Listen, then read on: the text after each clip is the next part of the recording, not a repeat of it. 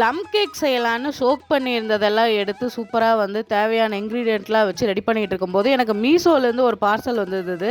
என்னென்னா இது ஆல்ரெடி நான் இந்த பாக்ஸ் நான் ஆல்ரெடி வாங்கியிருந்தேன்.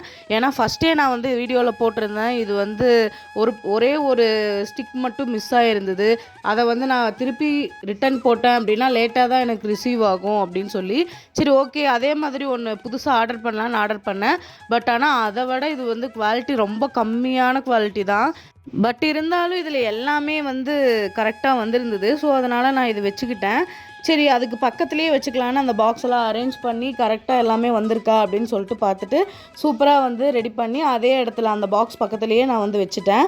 நெக்ஸ்ட்டு ப்ளம் கேக்கு வந்து தேவையான பேட்டர் ரெடி பண்ணி சூப்பராக அந்த கேக் வந்து முடிச்சிட்டேன். உங்களுக்கு யாராவது இதோட ரெசிபி வேணும்னா எனக்கு கமெண்ட் பண்ணுங்கள். ஓகே ஃப்ரெண்ட்ஸ், பாய். நெக்ஸ்ட் வீடியோவில் பார்க்கலாம். இந்த வீடியோ பிடிச்சிருந்தா லைக் பண்ணுங்கள், ஷேர் பண்ணுங்கள், சப்ஸ்கிரைப் பண்ணுங்கள். பாய்.